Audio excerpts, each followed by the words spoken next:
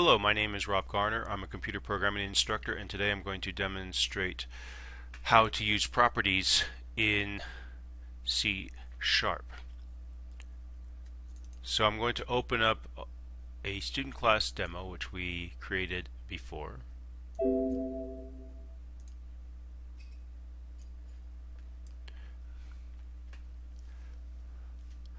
And in the student class demo we had the following class. We had some private fields defined, some constructors. We chained these constructors so that they all pulled off. In this case, it's now pulling off of this middle one, this 4-parameter constructor, and we have a 7-parameter constructor that calls the 4-parameter constructor and then initializes these scores and calls this calc average method. The calc average method figures out the average score.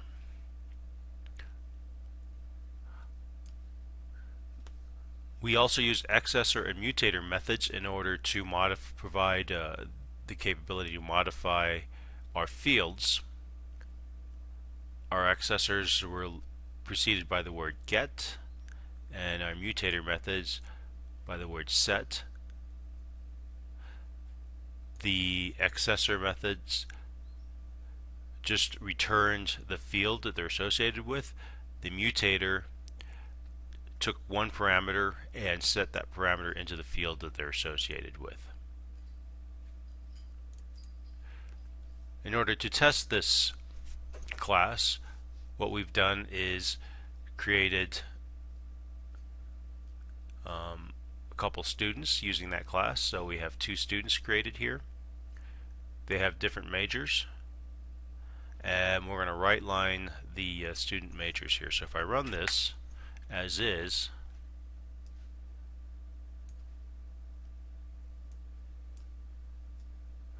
we can see that majors set using the set methods, and both of them display correctly. So the next thing I want to do is change this class so that it uses properties.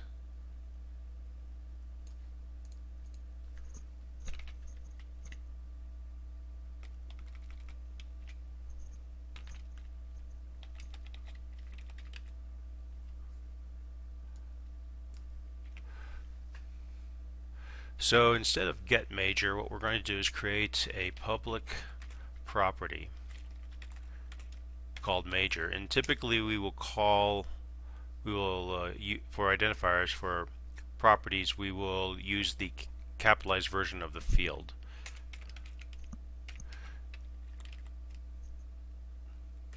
And we're going to create a get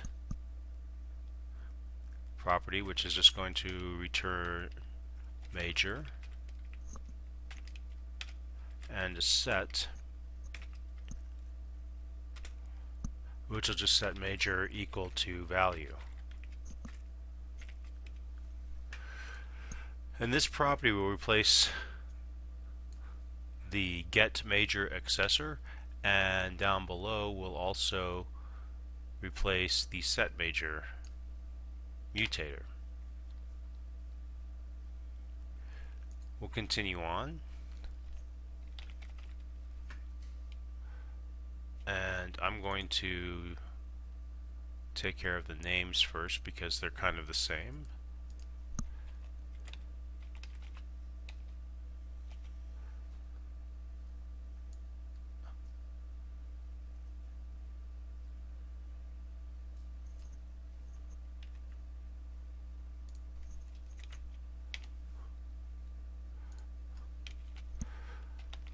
And again, we're going to make our property public, set it to a string, call it get first, just call it first name, create a get for it, which will return student first name and create a set that will do, which will set student first name equal to value. The value keyword, basically whatever gets assigned into this property will come in through value, and then that's how we can use it programmatically. So that took care of the first name, and I'll get rid of my mutator down below.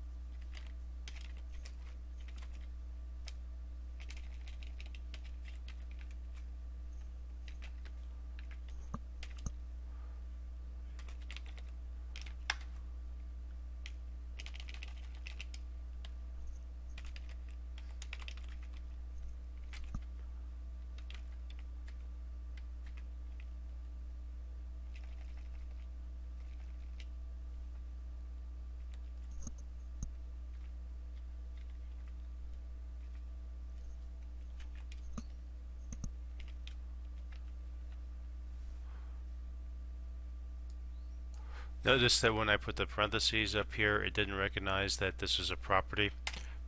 You don't have a parameter list for a property.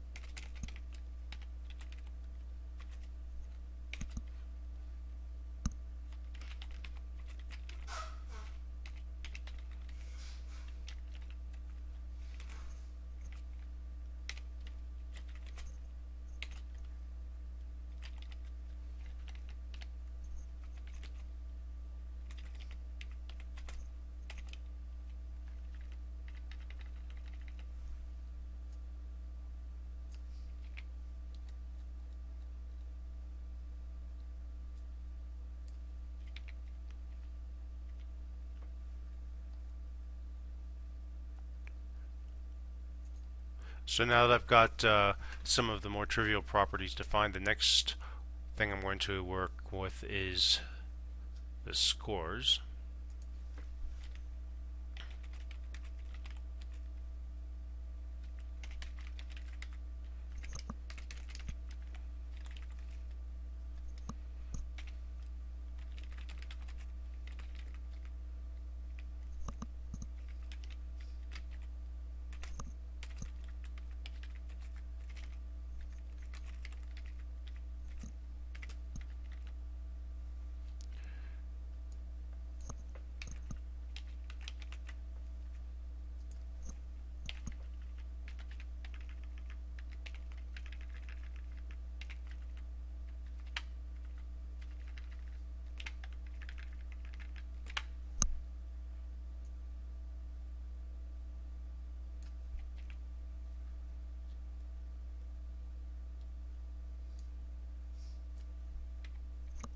And we can see that we actually only had an accessor for average, and that made sense because average is calculated off of the average. So we're just going to have a public double average property.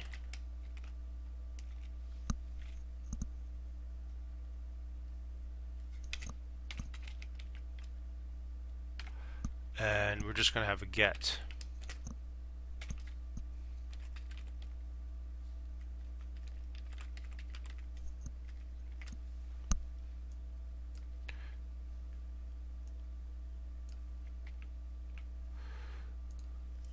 So far this looks okay. We have the ability to get and set first names, last names, student numbers, and then we have these scores.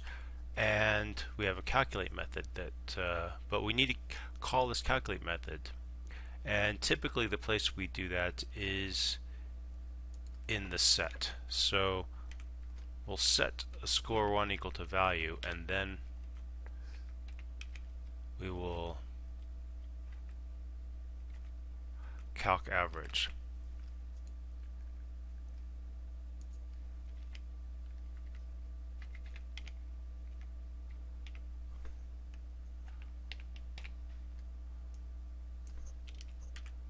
And what that does is every time someone changes a score, it'll recalculate the average to make sure it's correct. And we're going to use this for all of these.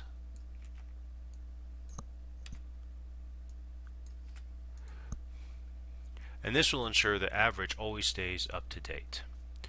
So when we initialize our scores, we'll calculate the average, and then down here the average will be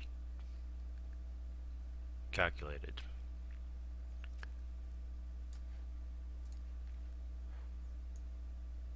So typically if you have a calculation function inside of a class, you want to do it off the set. If you do it off the get, it can work, but then if you make any changes to this class and you don't realize that the average has changed and you rely on average to be correct at all times, it will create some problems.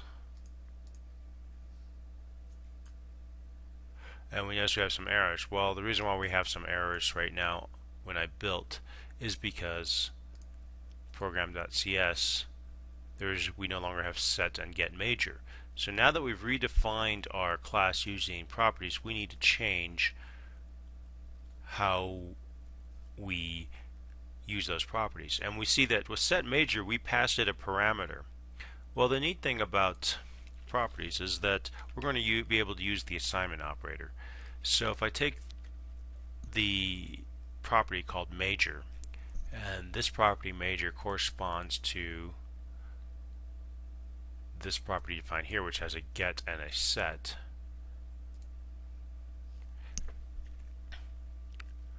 All I need to do to assign it is just use the assignment operator. And the way this works is this new value gets assigned to the property major.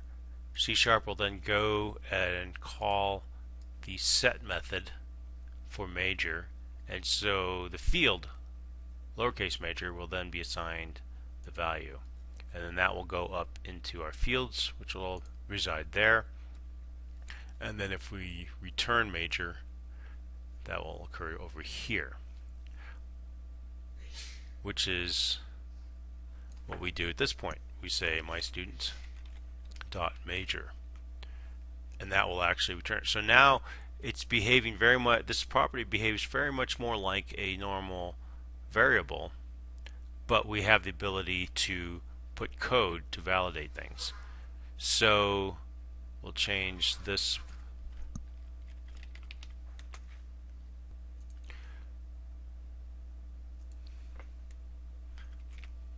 So now my other student is going to use a property, and down here as well. And so now our main method is using properties to access the attributes of the student. And if we run that,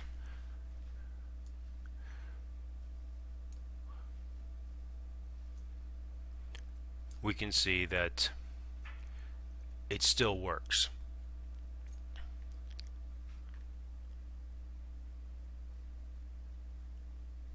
So the next thing to look at is, can we, and the nice thing about this is if we scroll down, we can see we've reduced the size of our class quite a bit by using properties, but can we make it even more succinct?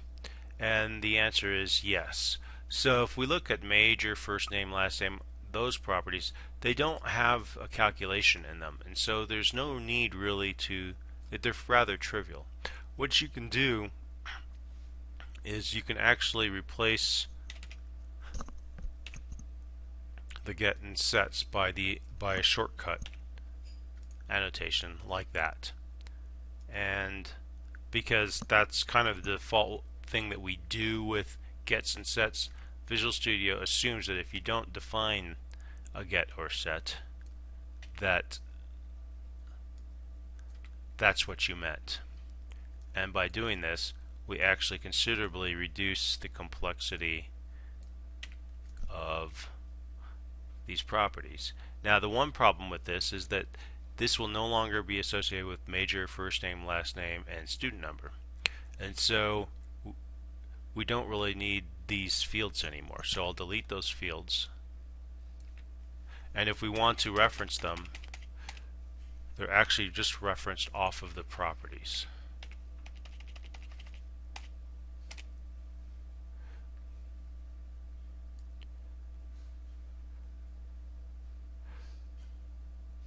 And so when I initialize student number, I'm going to use the property student number. And when I want to initialize student first name, I'll initialize it with the property student first name. Same thing with last name and major.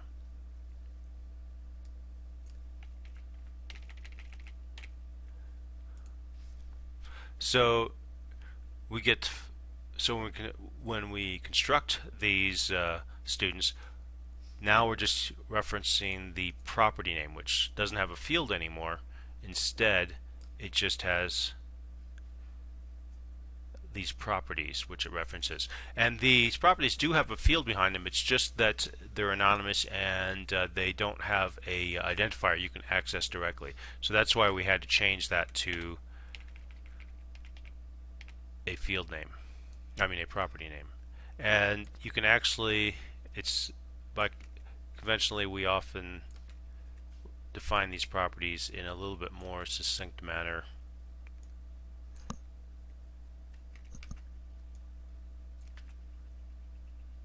Usually along these lines.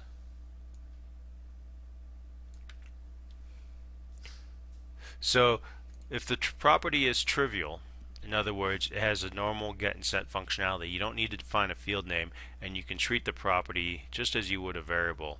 And when you initialize it, you just initialize directly into that property, or use it within the class by using the property name rather than the field name. When it's more complexity involved, we want to define a field, for example, with the scores, and then often there's some validation code or some calculation code inside of this function. And for example, you could put some validation that checks to see if the score is between 0 and 100. We won't do that here, so we don't make this too complex. But that's what you can do. Also, with average, we could actually change this as well. Rather than just having a get, we can use an auto property for average. And typically what we do with this is we have a get, and then we declare a private set. We can't just have a get with an auto property, because since the underlying field is anonymous, we would have no way of setting average. But by doing it this way, we can get rid of yet another field, and of course we then have to change the field name to the property name up here. And what that will do, by making this a private set, you can't change average outside of the class, but within the class we can access it. So this is often how we will handle a relatively simple property, but that should be read-only. And if I run that,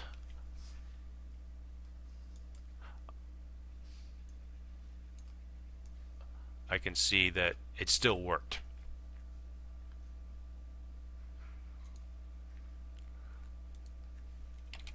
We can even set some scores.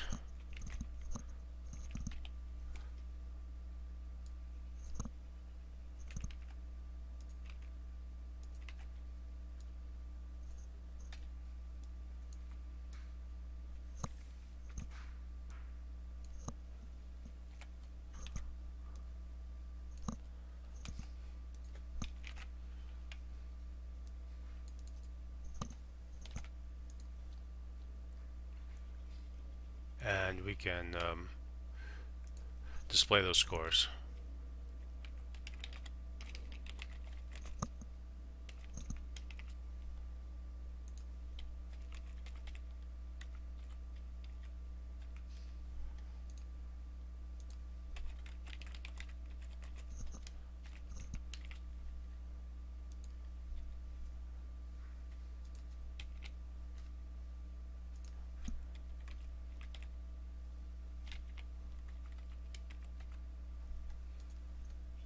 And so it makes for some nice succinct code. It's easy to read. The properties do the same thing as accessor mutator methods. In some languages just use accessor mutator methods, but in C# that was provided to make things a little bit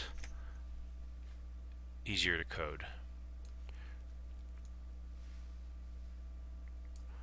It says 0 because I didn't change it to my other students. The dangers of cut and paste.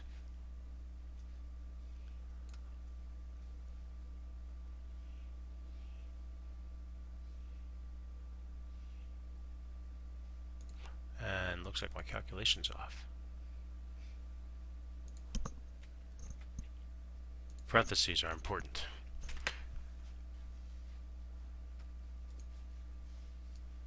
That looks better.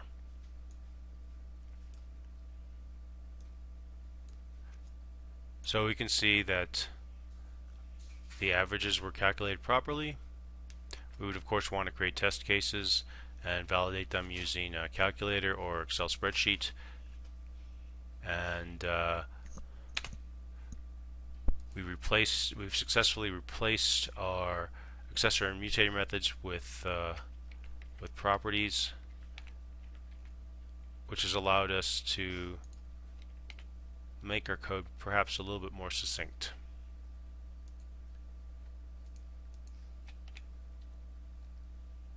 And that completes my demonstration of using properties in C#. Thank you.